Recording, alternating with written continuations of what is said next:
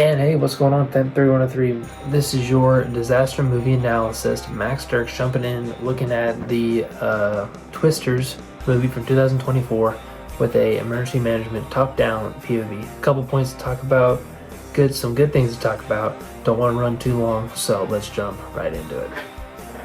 Bam, scene number one: split, tornado, Crystal Springs, Oklahoma, fictional town southeast of Tulsa. A couple things to look at. EMS and medical staff show up. Really good, really fast, looks fantastic. Number two, community risk analysis. And then number three, aftermath stereotypes. What's going on in the town? What are people doing after the disaster? Stereotypes do not live up to the name, total opposite. And with that being said, roll clip.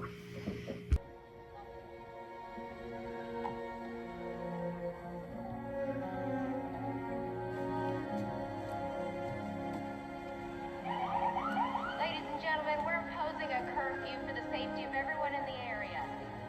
Unless you're a safety official, please clear the area until 5 a.m. Now, let us know if you need anything, all right? You're right back there. It's good that we came to help. I wish we could do more. Javi, can the data from the power radar show us how the tornado died? Yeah. Why? I don't know. Maybe we could use it to prevent all this. There's a kid I know. Hey, look, here. Take the truck, all right? I'll go deal with locating the radar. You should rest. Okay.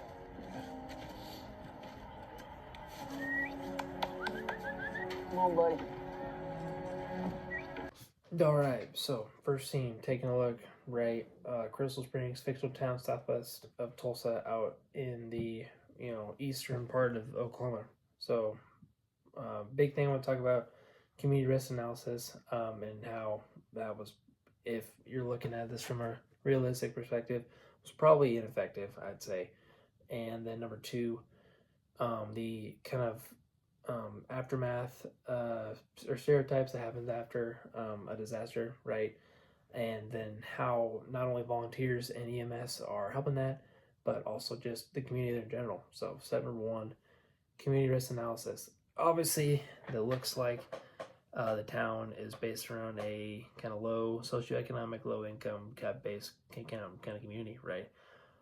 And there's nothing wrong with that. But what does happen from an emergency management standpoint is you have to look at the fact that, well, these folks, they obviously want to stay safe, but do they have the bandwidth? Do they have the capability, financial capability, really, to sort of build and base their home around in a structure that can withstand something like a classic Oklahoma tornado, right? And it looks like a lot of the homes down that main strip did not, right? The probability of that disaster happening, very small, but the consequences have a very large toll and take a large percentage of the home with it. And so you kind of have to weigh that, right? And how do you convince folks to step up and make changes? Well, I don't know. That's really up to them. You can't you can lead a horse to water, but you can't make it drink, right? And then tying that into that, looks like it was a very loving and tight community. EMS, medical staff are jumping in, help make sure everyone's accounted for, right? There's none of that chaos, raiding, looting, stuff like that. Everyone's just making sure everyone's okay and trying to get stuff gathered and put back together, trying to see what belongings they can salvage, right? So that there, I'll say, in a stereotypical looking down view, top down view. Also probably ineffective, because we can also see that is not what happened at all here out in Crystal Springs. So and then also looks like the response time, it's hard to tell with it being a movie of how fast EMS and medical staff really were there, but it looks like there is plenty of staff, plenty of help, a lot of people to jump in to help make sure everyone's okay. So that looked pretty solid and needed to be noted out as well. So let's go to scene number two. All right, scene number two, the infamous Stillwater scene that everyone loves, right? The EF4 that totally demolishes the fairgrounds. I will say, two big talking points about this. Preparation and mitigation for this tornado are mainly the two big ones, right? Looking at the evacuation plan for the fairgrounds, looking at shelters around the fairgrounds, and then basically like where was the warning before the tornado was basically on the outskirts of the fairgrounds, right? So a couple things to look at here in scene number 2 in Stillwater, EF4, roll clip.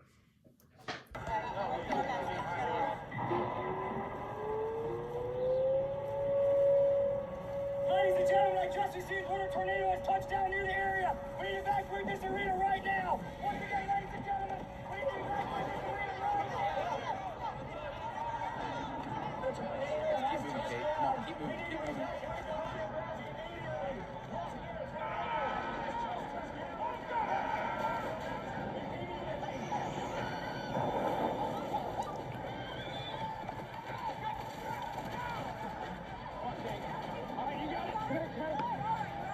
Nine times out of 10, it's a false alarm. You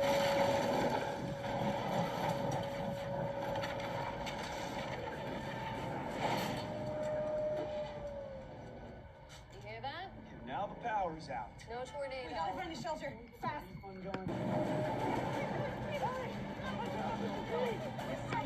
All right, so scene 2. I know this is a movie, but you gotta harp on it a little bit. How in the world does a tornado of that size get to the outskirts of town and everyone gets a warning as it's in town, basically? I don't know. So right there, warning, prep or mitigation, or I guess if you really think about it, it kind of ties into a little bit of both. But yeah, mitigation of that event. Where's the warnings at? Not there. Ineffective. Thumbs down. And then preparation there at the fairgrounds. The event there, or the everyone leaving the fairgrounds or the grandstands there was mass chaos. Where does everybody go, right? And it looks like a good portion of the folks at the stands went, to cars, went somewhere. We don't know because the camera kind of pans off this way and everyone goes the other direction. Where do they go though? Right? They go to the bathrooms. Do they go to some other designated shelter around the fairgrounds? Right? Some large building out from windows. We don't know. So I'd say preparation there on the fairgrounds part, thumbs down, right? And then that hotel right there, you can see Kate goes, hey, we need to get these people into a shelter. And the hotel doesn't even have shelter either, right? So that's even more prevalent than the rest of the fairgrounds. Is there you can see those two guys get swept away in the truck, or they do there quickly thereafter. I mean, that's super sad, but yet again, no shelters. Morning, too late. Where does everybody go? Chaos, little to no plan, no designation to where everyone goes. Hotel, the receptionist guy didn't know what was going on, and that had no bathrooms, no shelter, no anything to keep those folks safe. So they resorted to the pool there quickly thereafter. So a couple points to talk about there on the Stillwater scene. Love that scene. But boy, how does everyone not know what's coming? Come on now. All right, scene number 3. We have the El Reno scene. Super historical EF5 tornado that we know happened here just, a little bit over a decade ago in El Reno. Super, super big, super disastrous, right? A couple things to talk about here. Warnings, also late again. Shelters fill up, right? So if you're looking from an emergency management standpoint, you're looking at the town of El Reno, and the downtown district does not have enough area to facilitate a softball game with the stands full, and then the rest of the town, right? Where's the plan there? So ineffective there. And then also the building, if you're managing or you're the owner of that movie theater, boy, I know it's an old nice little town, but man, there's got to be some structural upkeep there on that movie theater. So let's take a look. Scene number 3, roll it. See if you can find the basement. I'll check the other side.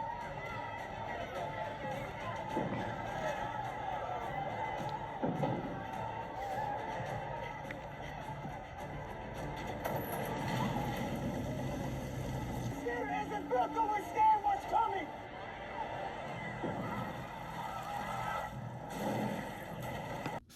right, so after taking a quick peek at scene number 3 there at the end of the movie, the El Reno super tornado, I gotta say, mitigation preparation and movie theater construction and the orientation of people using that as a shelter. Well, let me tell you, massive funnel. People can see it from the softball field, and that's when the sirens pick up. Yet again, same thing that happened in Stillwater. Thumbs down, right? Yet again, we know it's a movie, gotta have some plot to it, but big thumbs down there. Secondly, people get 2 shelters, right? So there's that concept of this is there are shelters in the downtown area, but they fill up. As the member of some board, a safety board in Oklahoma City, I do not know how it is not preached to the high heavens to have public areas in the Oklahoma City area not capable or over capable of getting people in a protected area in a time of crisis like that tornado. I don't know. There are shelters, but they fill up quickly. So then that's where you see the mass amount of people fall into the movie theater, and there's no shelter in the movie theater, and so they're limited to a big room with basically direct wall access to the outside and poor construction. If I'm the management company or a architect or an engineer, safety engineer, whatever, of the city of El Reno, how is that movie theater not kept or not violating some code, right? I don't know, and that is, yet again, it's a movie, gotta have a little plot to it, but planning and orientation around the downtown area of El Reno there, I will say, is yet again ineffective. A lot of things that if folks here in this class or another situation, I bet if we were all professionals running these towns, I bet they'd be in tip-top shape. Who knows, but a couple concepts to look at there. How do you not just scratch your head and go, doesn't seem right. Anyway, scene number 3, there we go. Bam, there we go. Disaster movie analysis. 3 different scenes, couple points to talk about. All done here. I apologize, we're a couple minutes over. Had a lot of good points to talk about. And if I wanted to go more in depth, I tell you what, we'd have a documentary. And we're not jumping out to do that here this evening. So, with that being said, thank you so much for watching. Hopefully the content covered in here is up to par, right? Not as much as Storm Par here in Twisters, but I will say everything panned out well. It was a good movie, but if you're in the emergency management world, you're going to scratch your head a little bit. How in the world does some of this stuff happen? It's a movie, have to have a little plot, have to make some money at the ticket booths, but real world perspective, man, what's going on? But anyway, hope you enjoyed, and this is Max on the disaster movie analysis of Twisters complete. There we go.